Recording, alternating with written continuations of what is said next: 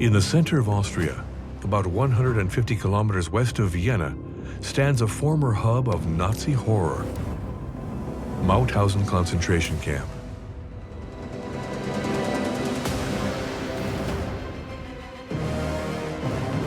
In January 1941, Mauthausen was determined to be a camp of no return. If you were sent to Mauthausen, you were not going to get out. More than half of the 200,000 Europeans deported to this 15-hectare camp did not survive. They were not sent here for work only. Time of work and then time of death. Stone quarries for constructing buildings for the Third Reich, and secret underground weapons factories made the Mauthausen system a key part of Adolf Hitler's master plan. A huge network of more than 40 sub-camps was created all over the eastern part of the Austrian territories. It was run by ruthless men trained to kill. That's my father. When he put on his uniform, he became a monster. Everyone in the camp was afraid of him. He was known as the Devil of Gusen. After the war, much of Mauthausen disappeared, erased by the Nazis, destroyed by the Allies after the liberation, or willingly forgotten by the people of Austria. But the Mauthausen fortress and other vestiges still stand. They would cram at least 50 people into this gas chamber.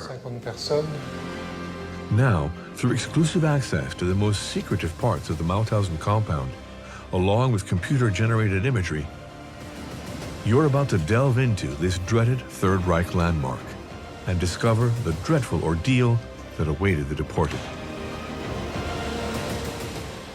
We have a lot of archives from Mauthausen, unlike the other camps.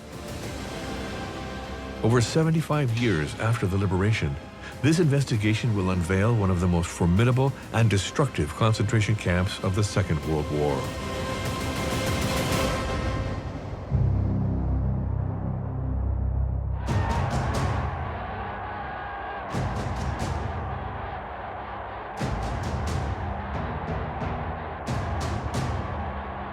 On the eve of World War II, Adolf Hitler sought to build the greatest empire the world had ever seen with the Third Reich.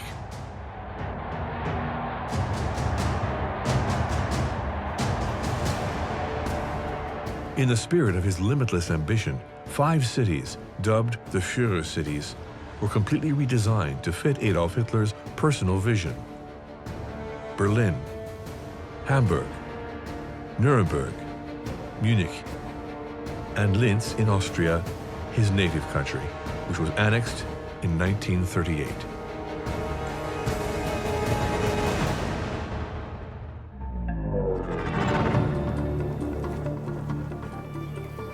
Building these gigantic architectural projects required stone, and a lot of it. So he turned to the head of the SS, Heinrich Himmler.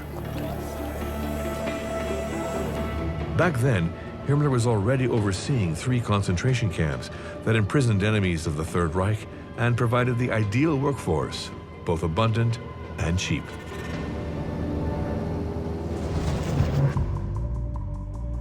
After implementing concentration camps in Dachau, Sachsenhausen, and Buchenwald, Himmler decided to build a new one, this time close to stone quarries.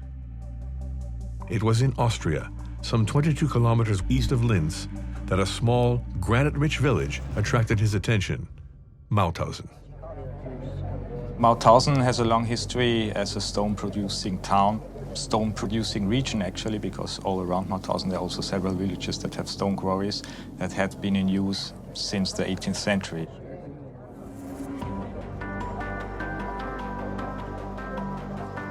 Himmler saw it as an ideal location. In August 1938, he built Austria's first concentration camp, the first in a long series.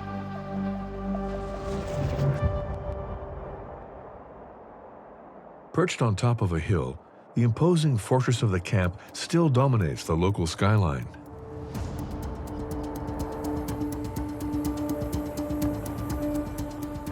The appearance of the fortress was absolutely key. It needed to look intimidating and crushing. The first camp was built around 4 barracks, 1 for the SS and 3 for the prisoners. But the Third Reich expanded rapidly, and the growing influx of new prisoners meant the camp needed to be continuously expanded. Month after month, the number of SS buildings at Mauthausen grew, along with additional barracks for prisoners brought to the camp from new territories occupied by Nazi Germany. The camp grew beyond its own compound, until finally it covered some 15 hectares. The first prisoners here at Mauthausen actually were Austrians and Germans. Only after, actually towards the beginning of the Second World War, the first political prisoners arrived actually to Mauthausen. We know of more than 40 nation-states at that time. War prisoners, political prisoners, people who were deported for their religion, their background, or their sexuality were all funneled into a dehumanizing system as soon as they arrived at the camp. Shaved and stripped, they were crammed into a large room with common showers. Nazi capos stood on the curb that surrounds the area on 4 sides, forcing all the prisoners into the center. In the middle, the water was either freezing or boiling. This shower was not meant to offer any relief to prisoners after their difficult journey. It was meant to inflict suffering. At the exit, prisoners were given a uniform and a number that became their new identity. They were then isolated from the rest of the camp in quarantine to avoid spreading any possible diseases to the other prisoners. They were sent to the showers and then they were disinfected. As part of that, they were put in isolation as a lesson in surrender.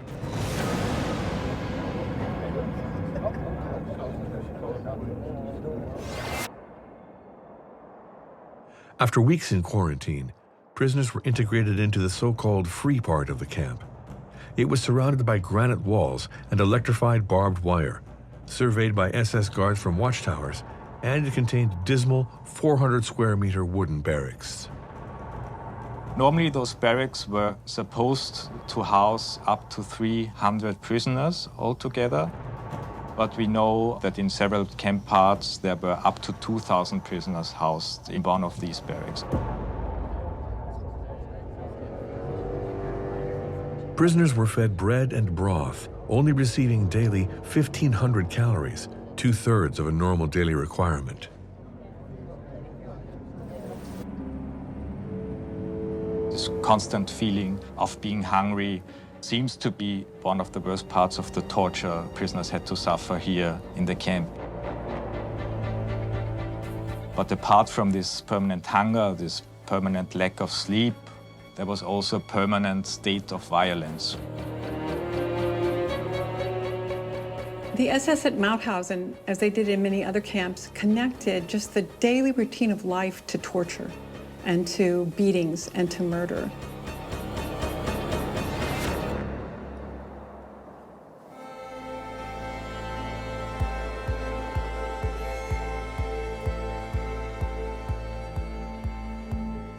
The center of the camp was another key part of the prisoners' daily life, the roll call square.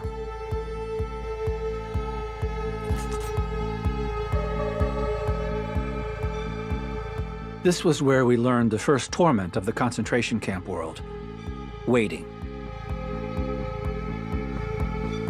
We waited for roll call. We waited to go to work. We waited to be fed. We waited to sleep. Always waiting. Take a minute to think about that. The first ill to afflict the deportees was waiting.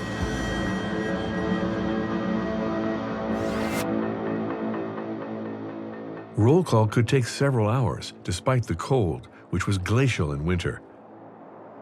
And any hint of defiance was immediately punished.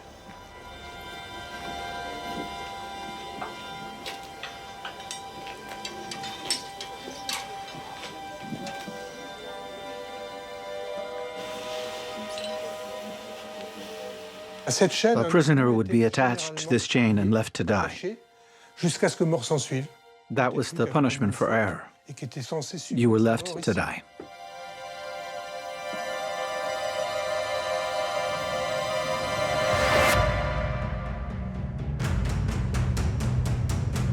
Below the camp was a stone quarry that was more than 1 kilometer long and 110 meters deep.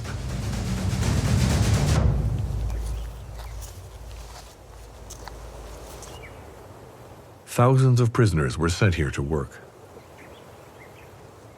There were between 1,000 and 4,000 men working in the quarry every day.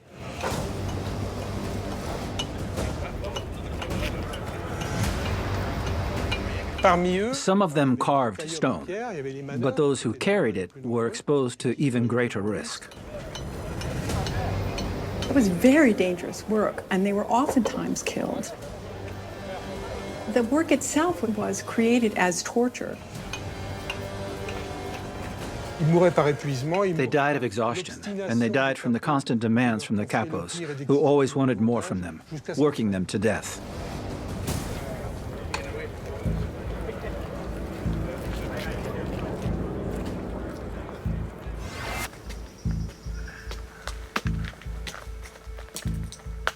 Every stone extracted from the quarry was carried on a prisoner's back up this staircase.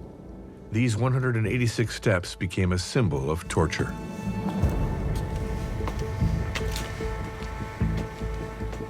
The granite was carried up the steps on people's backs.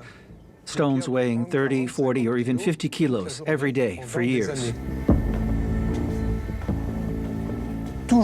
They had to move quickly, beneath blows coming from all sides, and in fear of falling. And when they fell, they took everyone down behind them, creating a chain of injuries. It was horrendous.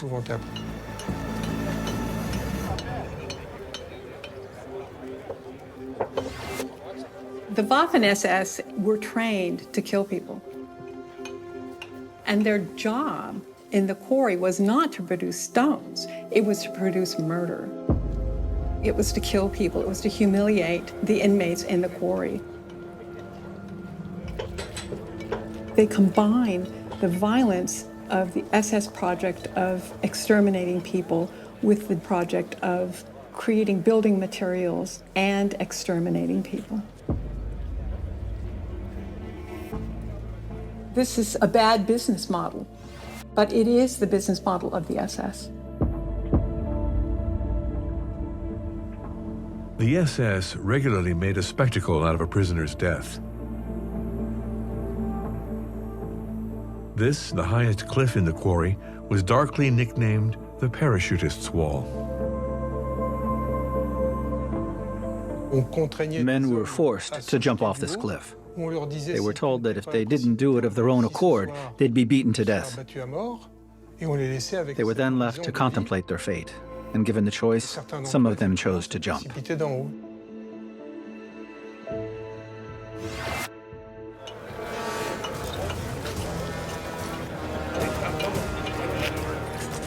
In addition to being used in Third Reich construction throughout Europe, the quarry stone was also used to build and enlarge the Mauthausen camp itself.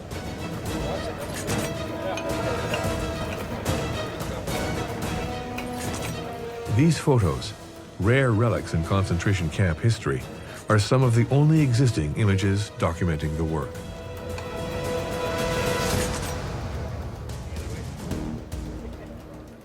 They were taken on behalf of the camp's identification department and were saved from destruction by a handful of detainees who worked there.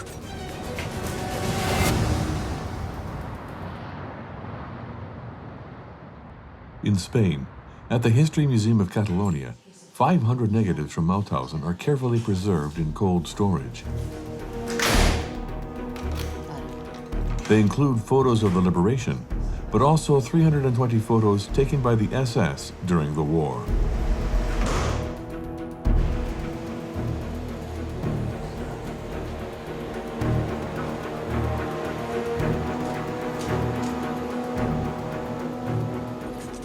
These images immortalized key moments in the camp's history, like the visit of the head of the SS, Heinrich Himmler.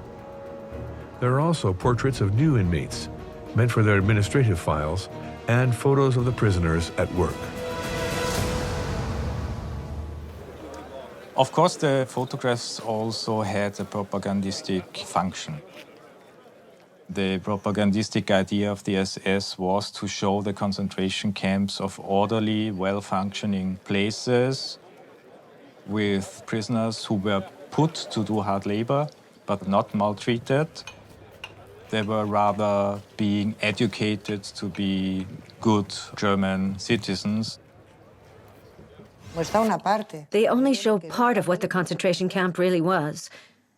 They're not necessarily fake, but there's so much more to the true story that was never photographed.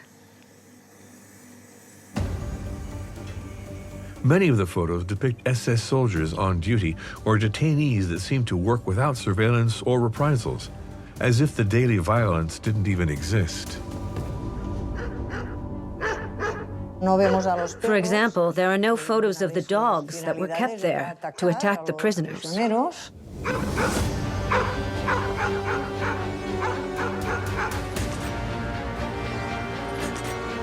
But other photos reveal the true horror of Mauthausen. Photos of abandoned bodies.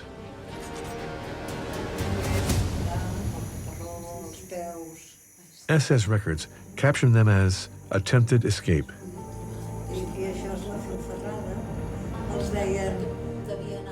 In very few of these cases, it was really an attempt to escape by the prisoners.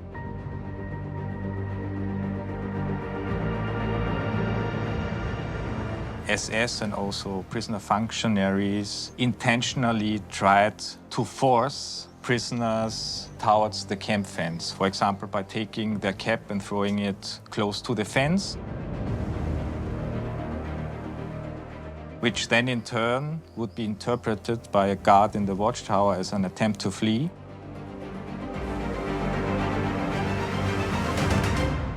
There was no exit, so to say.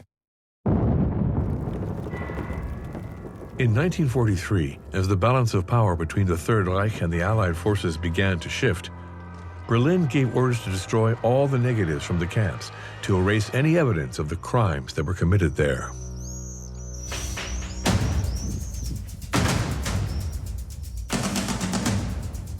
At the time, Francisco Boix, a Spanish political prisoner, worked with a few other detainees in the camp's photo lab. Risking their lives, they decided to save certain negatives from being destroyed. It was sensitive material, and undeniable proof of what had actually taken place in the concentration camp.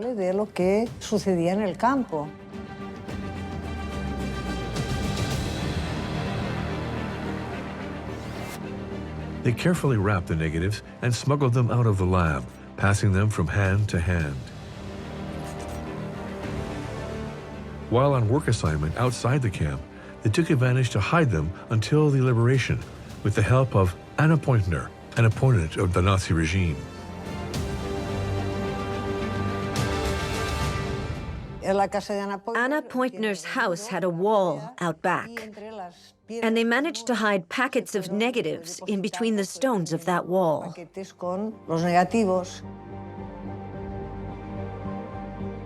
Anna Pointner, Francisco Boix, and his co-detainees saved more than 2,000 photos.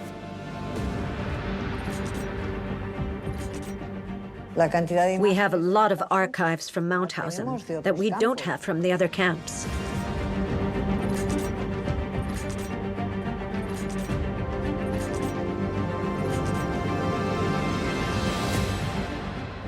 But despite the large quantity of photos saved from destruction, certain sectors of the Mauthausen camp don't appear in any of them. Buildings that are still there today, but which the SS attempted to erase from history. Places specially designed for torture and murder.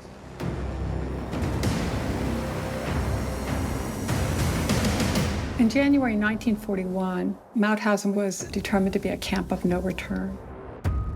If you were sent to Mauthausen, you were not going to get out.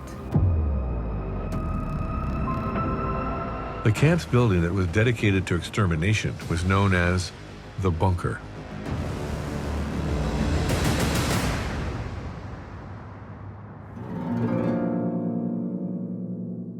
The upper section contained cramped cells meant to hold a specific type of prisoner. Important people were held in those cells. These were specific detainees who had information that the Nazis wanted. They were condemned to death, but while they waited, they were tortured and made to talk. That was the prison.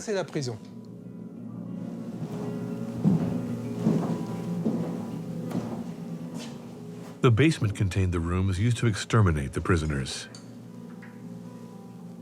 They were killed individually with a bullet or in groups in a gas chamber. The victims all followed a predetermined path. First, they were taken to a room to be examined. Then they were led through other rooms until they came to a door that only opened from the outside, which led to a shower.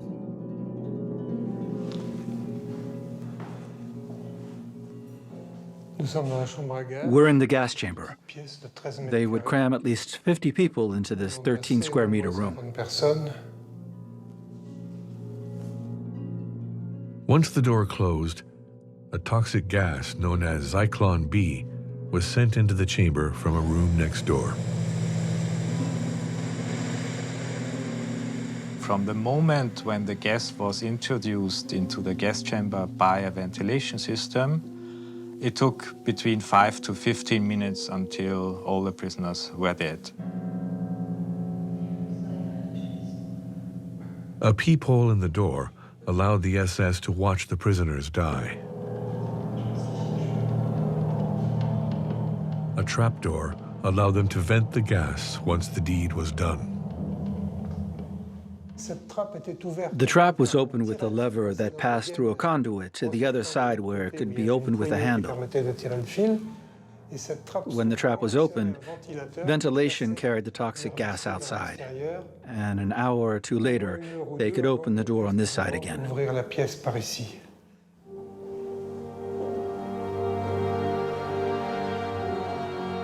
Only 10% of the people who passed through that door came out alive. Those 10% worked here in the gas chambers and the crematory ovens.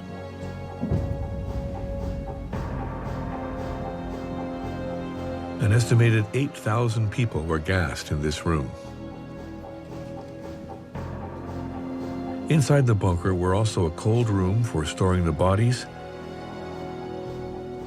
a dissection room for recuperating gold teeth or for carrying out experiments, and crematory ovens. On average, between 150 and 200 cadavers were incinerated every day. The ashes of the dead meant nothing. They were used as fertilizer, as dirt to level roads or burial grounds, or dumped in a public landfill. That's it. That's the great crime of the Nazis. They stuffed their ovens with people, treating them like they were nothing. That's just unforgivable.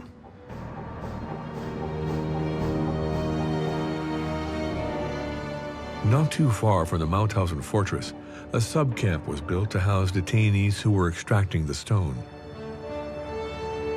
Just 5 kilometers to the west, it was also next to a granite quarry and was called Gusen.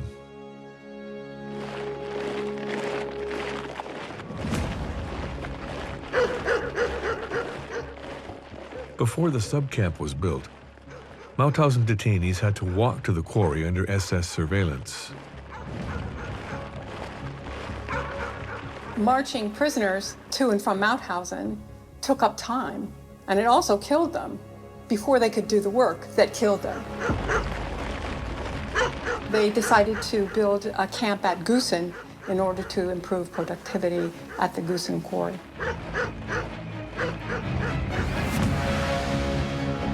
In 1940, a new camp was built to the north of Gusen. Due to the influx of prisoners, it grew even faster than Mauthausen had, until it became the largest concentration camp in Austria. By the end of 1941, there were actually 1,000 more prisoners at Gusen than there were at Mauthausen.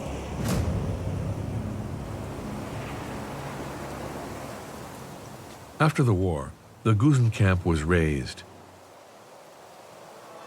A few old buildings that were part of the camp were transformed into housing, like the Jurhaus, the old main entrance to the camp.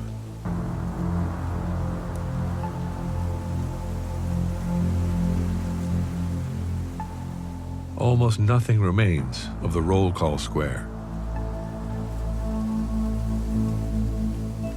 Nothing remains as of the many crimes that happened here.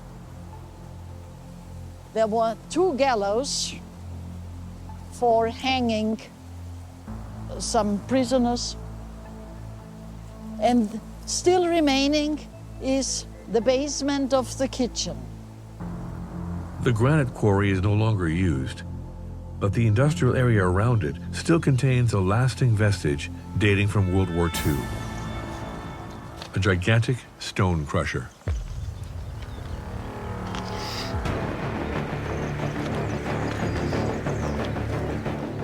The Nazis called it the biggest one of all Europe.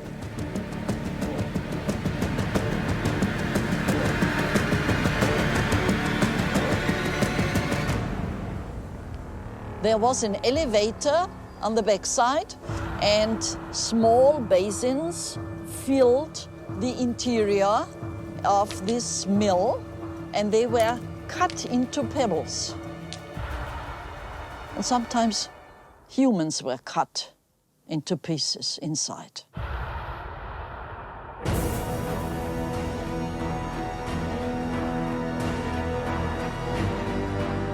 They were not sent here for work only. Time of work and then time of death. That's the idea. Dying by working. If someone survived Gusen, this was a very special chance.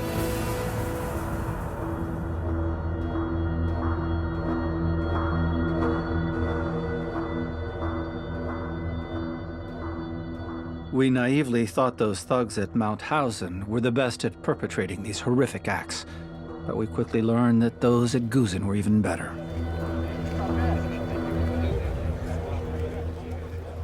The Gusen camp was run by SS Commander Karl Chmielewski, who was known for being merciless.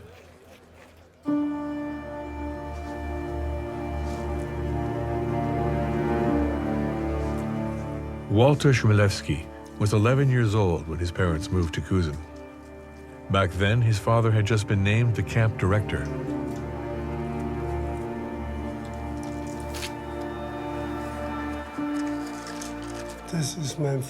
That's my father. At home, he was someone else. But when he put on his uniform, he became a monster. Everyone in the camp was afraid of him. He was known as the Devil of Gusen amongst the prisoners.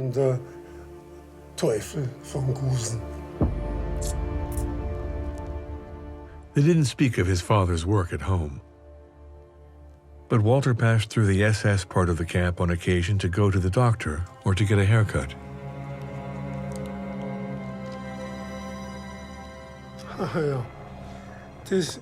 I was about 12 years old in this photo. I had just gotten a haircut. The hairdresser was actually a deportee.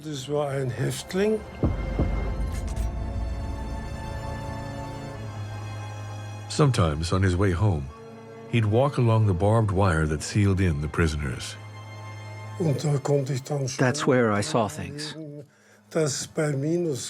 When it was below zero, I saw half-naked prisoners being sprayed with cold water.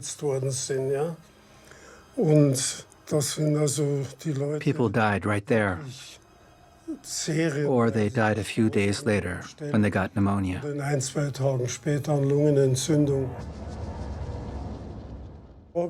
One day I asked my father, "Why do you do that? Why do you treat people like that?" And he said, "They're all parasites and criminals who want to destroy the Third Reich. Don't worry, they get what they deserve."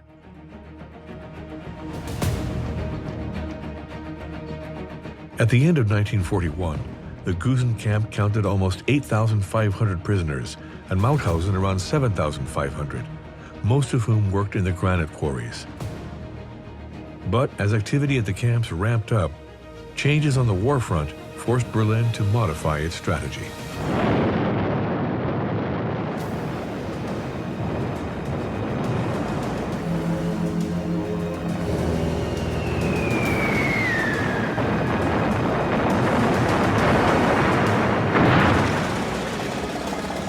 In 1942, combat was raging between the Third Reich and the Russian forces.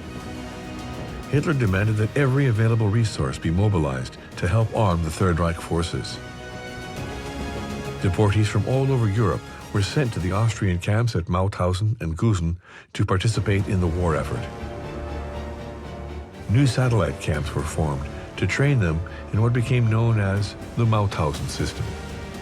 A huge network of more than 40 sub-camps of Mauthausen was created all over the eastern part of the Austrian territories, mostly at places where there already was important armament or war industry. Between 1942 and 1943, the Allied air forces carried out large-scale bombings all over Nazi territory. In just a few months, over 200,000 bombs were dropped on Third Reich cities and factories. To protect his arms industry, Hitler had to move all of his factories and hide them underground.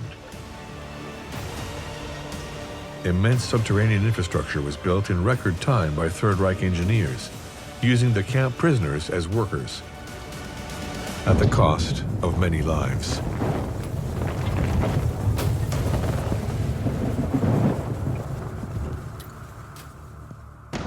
One of these colossal work sites was located near Camp Gusen, close to the small village of St. Georgen.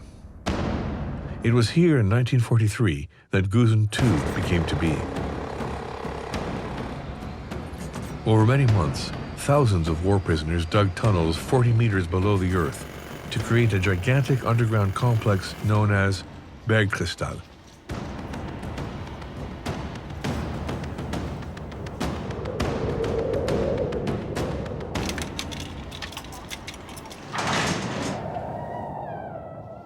The Bergkristall tunnels were really state-of-the-art tunnels. They were dug by slave labor and then reinforced with reinforced concrete. This was a pretty new project. It's estimated that perhaps up to 9,000 prisoners died in constructing the tunnels. Between March 1944 and May 1945, Gusen II prisoners dug 8.5 kilometers of tunnels.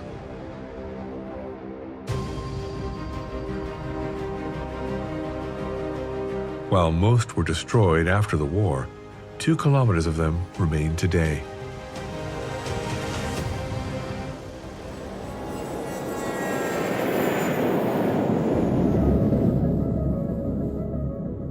This immense underground complex was built to meet the needs of the German Air Force. This was where the Messerschmitt Company assembled the Me-262, the world's first operational jet-powered fighter aircraft. The Me-262 might have changed the course of the war, or certainly delayed the Allied victory, had it been produced earlier in the war. It presented a real threat to both bombers and Allied fighter planes.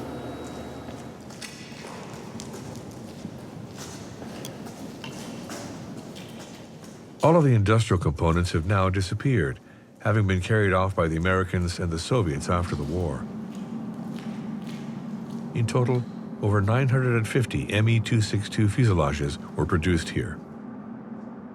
Approximately 80% of every fuselage ever produced for this type of aircraft was produced by inmates of Gusen II here in this huge underground facility.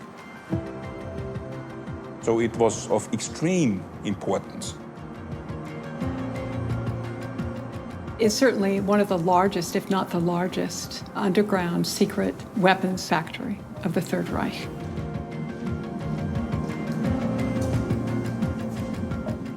Although the Me-262s were built near Gusen too, they were not the only miracle weapon Hitler built using prisoners from Austria's concentration camps.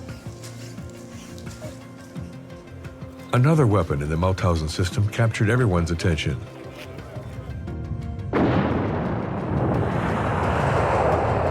The V2 missile.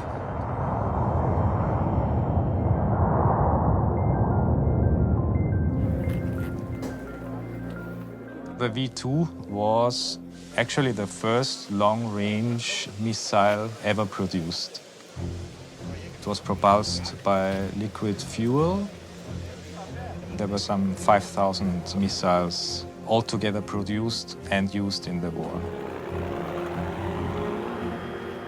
These 13-ton missiles could carry 800 kilograms of explosives over a distance of 300 kilometers. It was a revolutionary missile, which was designed to be able to strike London from the Netherlands.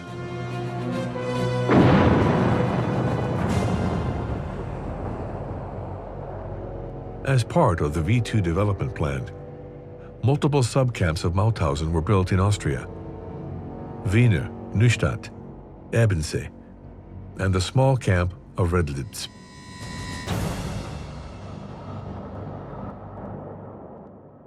In addition to being close to the railway tracks, the small village of Siepf had another advantage, a brewery at the foot of the hill, equipped with underground chambers for producing and storing beer.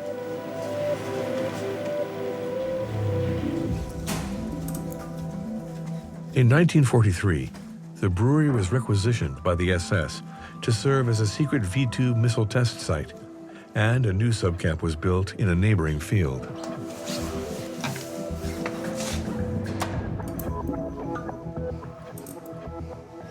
Riddled Siepfer deportees worked underground for 7 months to enlarge the chambers and build a 40-meter vertical shaft, which connected the chambers to a hidden bunker in the forest. This is where a key piece of the German Army's new weapon was tested: the V2 missile propulsion unit.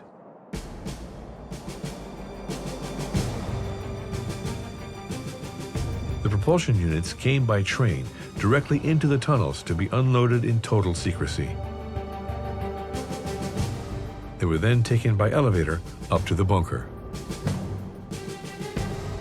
Once the propulsion unit got to the top of the elevator, it was brought into the bunker via a set of rails and suspended about 3 meters high.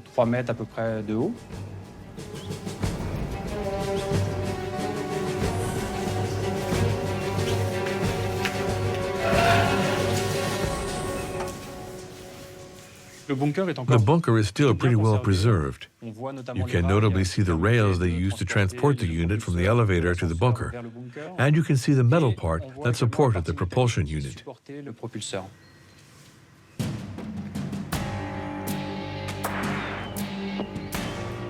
propulsion unit was then tilted so that the flame released during a test would shoot into this large trench.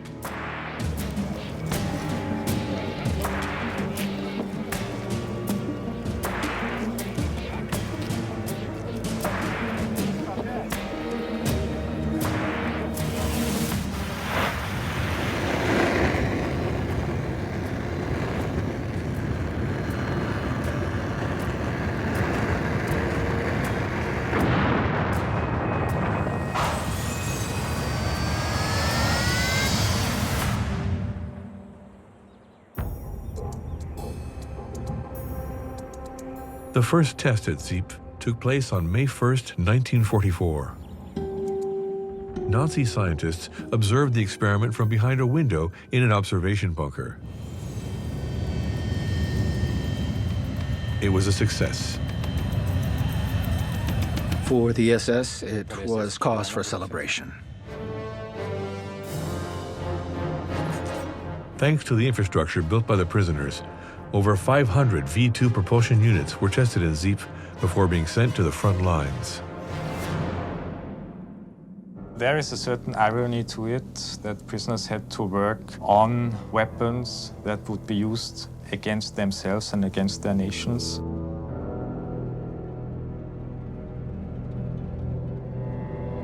The SS records indicate there were over 300 inmate deaths in Siepf during the factory's construction.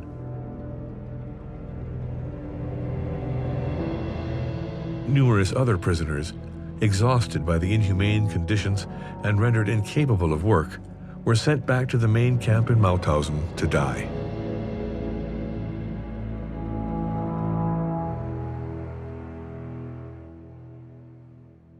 Some were then even taken to another location, a dedicated killing facility, Euthanasia Center for Prisoners.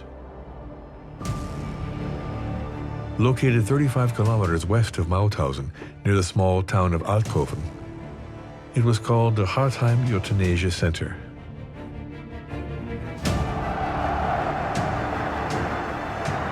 It was built inside a castle that was requisitioned by the Nazis before the war and outfitted for their Action T4 project, which was designed to exterminate handicapped people.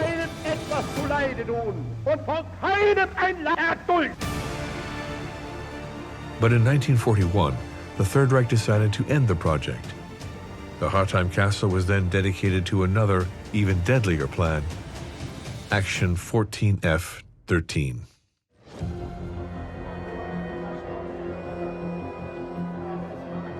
The staff of Aktion T4 knew how to kill people in a very short time, in a very efficient way. That's why the Nazis used this know-how in mass murder. Hartheim became the extermination center for 4 concentration camps: Dachau, Ravensbrück, Gusen, and Mauthausen. Before the end of the war, the SS tried to get rid of all evidence of crimes in Hartheim. They destroyed the gas chamber, disassembled the crematory oven, and blocked the chimney's conduit.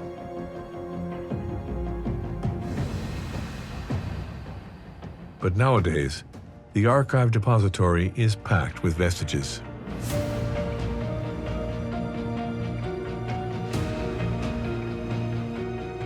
Recent digs carried out next to the castle revealed human remains and over 8,000 objects,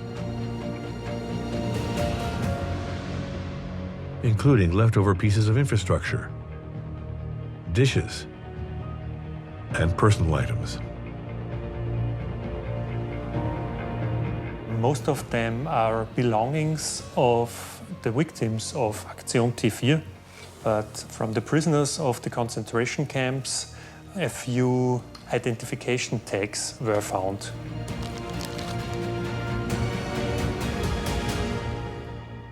Most of the tags are from prisoners from Gusen concentration camps, but also some of Mauthausen concentration camp. Cross-referencing Nazi registers with the plate registration numbers found at the castle made it possible to identify some of the victims who were executed in Hartheim. For example, we have the prisoner tag with the number 8570.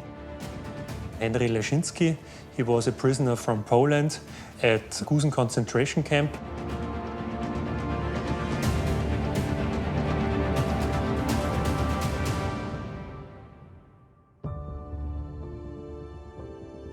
Not a single Hartheim survivor could provide testimony after the war.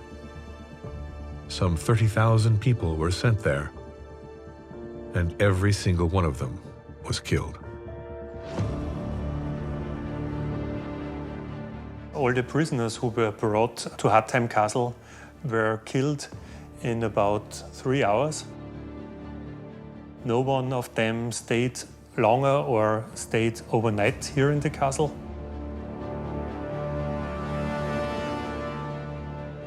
At the end of 1944, Nazi Germany was in disarray, and the Hartheim Euthanasia Center was closed.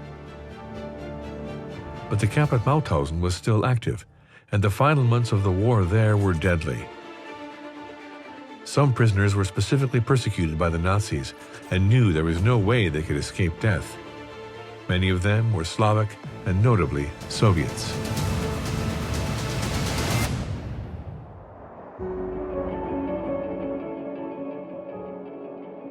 February 1945, almost 600 Soviet officers were locked in Block 20 in Mauthausen. For weeks, the SS gave them next to nothing to eat. Knowing they were going to die, they decided to make a desperate attempt. One night in early February, they threw wet blankets over the electrified barbed wire and managed to climb over the enclosure wall by killing all Capos and SS in their path. Over 400 of them managed to escape. A mass escape was pretty rare from a concentration camp. It really showed that these Soviet prisoners had no hope. The Mauthausen camp commander mobilized all the local inhabitants to help the SS hunt the fugitives and threatened to punish anyone who helped them. The locals joined the SS in a bloody manhunt, cynically nicknamed the Meerviertel Hare Hunt.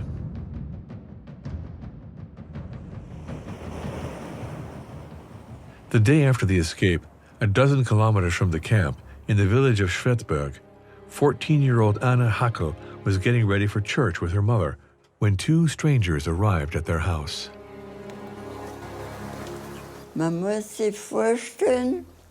They were scantily clad. They wore only tops and striped pants. They weren't even wearing shoes. And there was a lot of snow outside.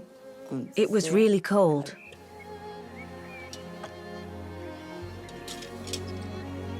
The two strangers only asked for some food. But seeing how they were dressed, Anna's mother Maria immediately understood that the two men, who were named Nikolai and Mikhail, were escapees from the Mauthausen camp. Despite the danger, she agreed to let them into her home. Much later, they told her why they had thought the family inside that home might have been willing to come to their aid. After fleeing Mauthausen through the forest and the fields,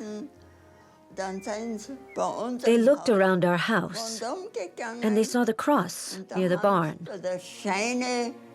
And that made them think they could knock on our door and that we were good people.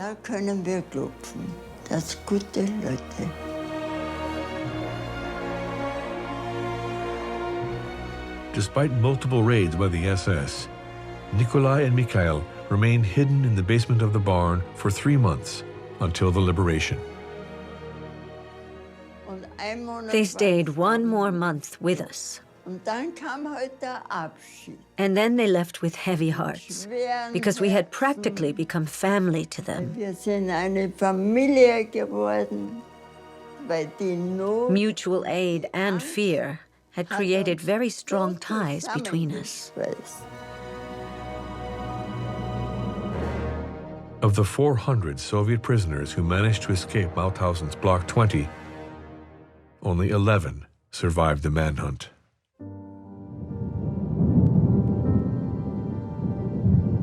The day after the Soviet forces captured the Reichstag, as Hitler had committed suicide and the end of the war was imminent, the SS abandoned Mauthausen, leaving it to Austrian authorities.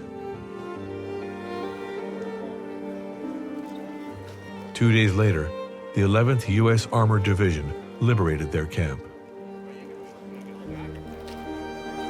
When they arrived at Mauthausen and Gusen, they were somewhat prepared for what they would see, but nobody could be prepared. They were confronted with a very difficult situation, obviously. Many starving, prisoners close to death, and also at the same time, piles of dead prisoners. It only took 2 days for all the Mauthausen and Gusen subcamps to be liberated, signaling the end of the Nazi hell in Austria. In less than 7 years, the Mauthausen concentration camp system had exploited almost 200,000 prisoners. Of the 200,000, we think 120,000 died. Mauthausen had a reputation as being one of the worst camps in the system.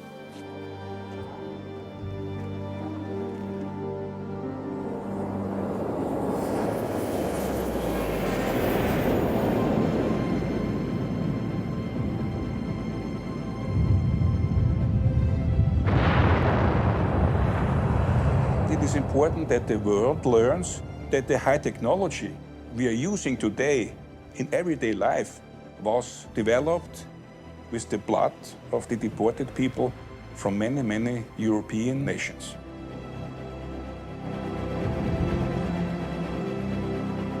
The Mauthausen fortress is one of the only remaining testaments to this dark part of Austria's history. The other camps were destroyed during the liberation and even seem to have been forgotten. People go to Mauthausen, and just a few ones have the idea there was a second camp of Gusen, because Gusen was dropped. Even the idea, the remnants of Gusen was dropped in Austria. Today, multiple organizations and historians continue to fight to preserve Mauthausen's remains, one of the worst Nazi camp systems that ever existed, to honor those who lost their lives there.